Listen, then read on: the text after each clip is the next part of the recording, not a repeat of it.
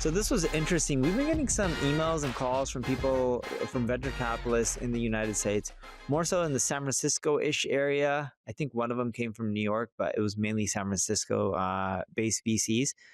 And I wouldn't say they're the biggest funds. I wouldn't say they're the smallest funds either.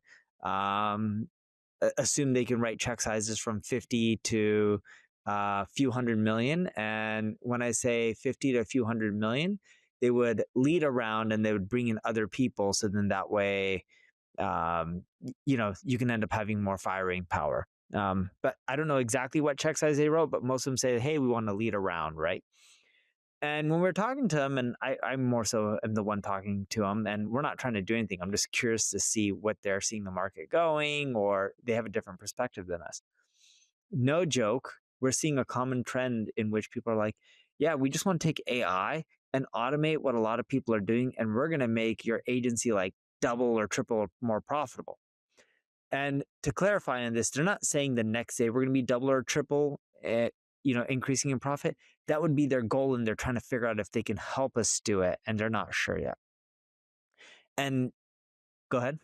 It's funny how to assume that you aren't doing a lot of this stuff already, and to think that the VC firm knows what's better to do from an AI standpoint is kind of funny to me.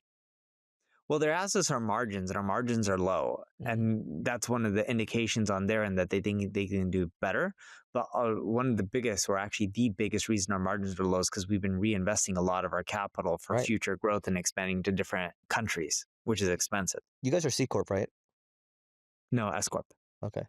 Keep going. Well, that itself is a problem if you ever want to raise money. Yeah. But going back to it, or at least with VCs, right? I think most of them prefer C Corps. But either way, when I was talking to them, I was like, so what do you have in mind? They're just like, oh, a few of them, technically, out of the 4 we talked to, 2 of them specifically said, you guys spend a lot on account managers. Why can't we automate a lot of this with AI? And the first thing I said is, have you ever dealt with a service-based company and worked with enterprise brands? Both the responses were no. And I said, a lot of what your account manager is dealing with is politics. And both of them were like, what do you mean?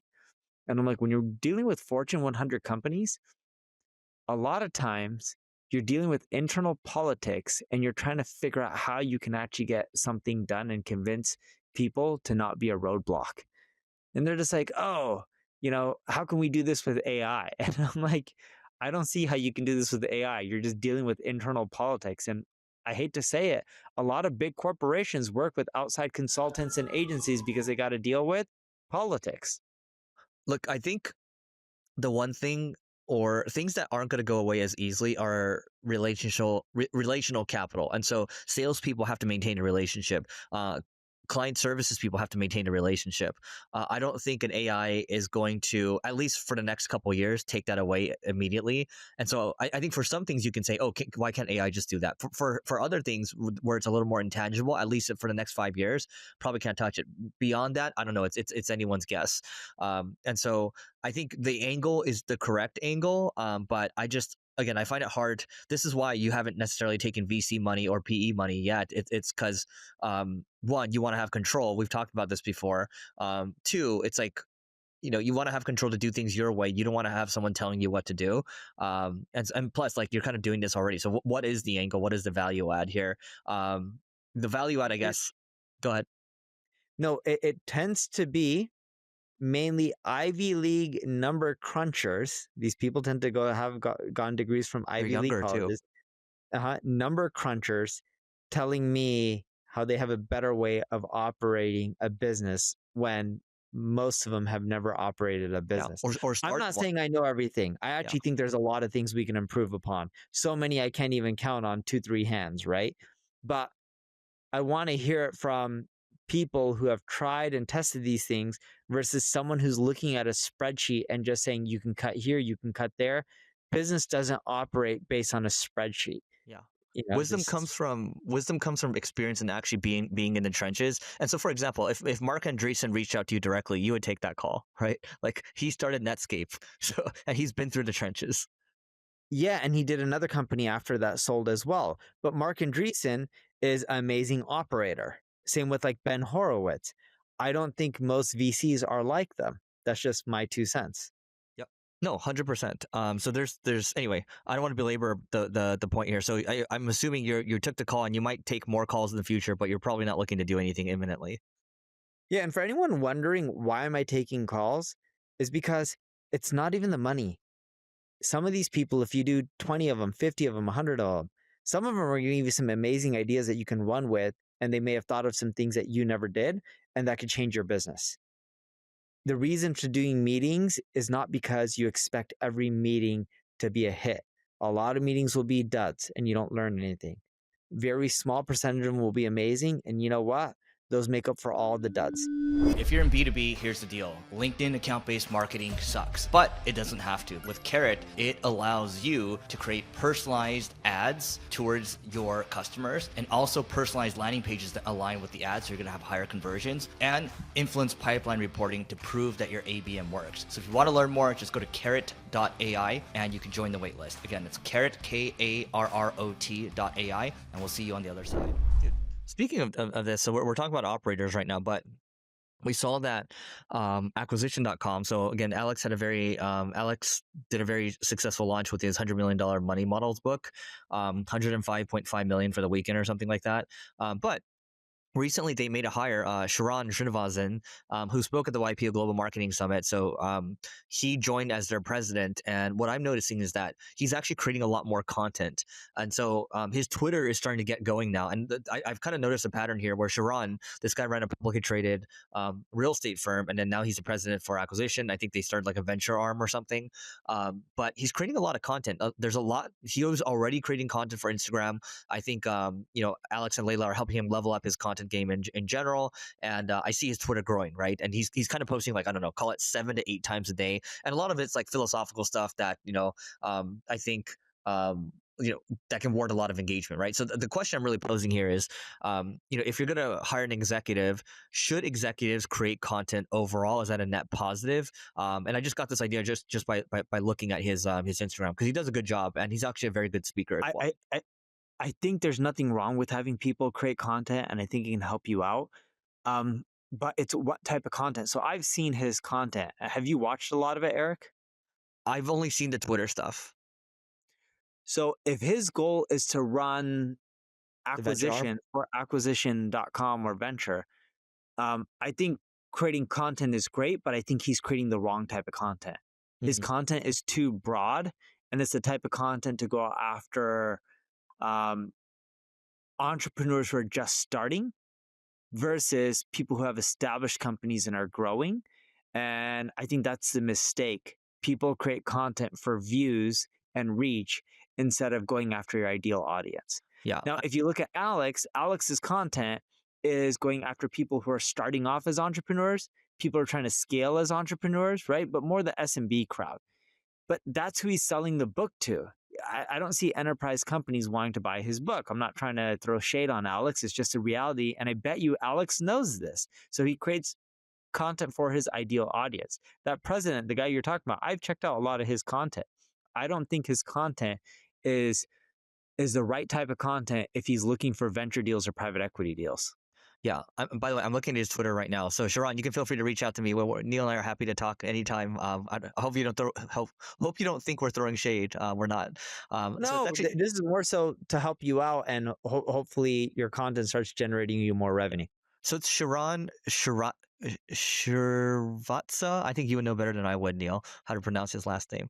But so here's what I see him posting right now. So 3 truths about work ethic. It's harder than it looks. It takes longer than you think. And he's starting to get a lot more likes. Like, this is stuff that people can get. Anybody's going to engage with this philosophical stuff. So 147 likes, 2,400 views. And the next one after that is the best investment you ever make is in yourself. It's the only asset that can't be stolen, taxed, or devalued by markets. Now, he's posting in 3-hour increments. I think he's posting 7 to 8 times a day. I think the problem that I'm seeing, look, if you're Mark Andreessen or if you're Ben Horowitz, or even if you're Gary Tan, or let's say you're Alexis Ohanian from Reddit, they're all venture capitalists now, right? And they're only posting about stuff that they're working on, stuff that they're investing in. They're talking about their investments. Maybe they're talking about things that they're building. Even 𝗔𝗕𝗢𝗨𝗧, sure, he's got a new SPAC going on, right? He's talking about. Does he really? A lot. Yeah, he has a new SPAC going on. People are like, why are you doing another SPAC if he's so rich already, right? But my point is they're posting on what they're working on in the venture space. They're not posting this high level philosophical stuff that I think can get views and followers. But I think if we're trying to if you look at all these people, the patterns are already there on X. Like these are what the venture people are doing. All you need to do is emulate them. That seems like a I hate using the word first principles because I think it's used so much, but that seems like a first principles thing to me. Yeah, but if his goal is to get mass following and go a different route or sell books or something like that, then the type of content you're posting is great and you should do more of it. Yeah. Actually, so here, check this out real quick. I know we can move on to the next topic, but I want to share my screen because we can share our screens while we're remote. So, do you see And this? while Eric's sharing his screen, because we don't see it yet, but keep in mind, we're giving this feedback assuming his goal is to be a venture capitalist or do deals like private equity style. Well, dude, it literally says VC at Acquisition Ventures. So I'm managing partner over here too. And so it says my next billion, which is kind of a spin on my first million, but then it's like my next billion.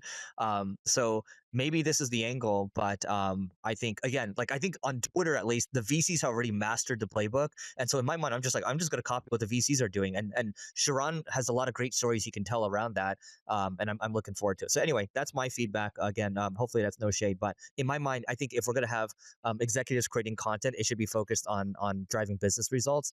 And who knows, we could be wrong here, but at least that's my feedback and that's your feedback. And one quick thing I would love to give feedback is because I want to end it on a positive note. If you are going and you've already done publicly traded companies. I think he's done 1 or 2 publicly traded companies. It could be 2. Either way, you've had success. What I would love to see from content perspectives, if you shared what it's like going public, running publicly traded companies, how to grow, what to deal with when things aren't going your way, like sharing all of those insights, I think that's going to be really helpful. And that's going to cause you to get more deal flow than more of the broader TAM content. Dude, okay, here, let me just read this off real quick and we can move on to the next one. So he has had, so he's a 4 times Inc. 500 entrepreneur with 5 exits in the last 19 years. And he has helped build $2 billion companies. And then he's worked at Credit Suisse and Goldman Sachs. So very smart guy, very good speaker. He actually ranked number 2 when he spoke at the event. So I'm very grateful for that. So I'm actually interested in his experience shares and his stories that he can tell. I think those will get a lot more views and they'll get the right views.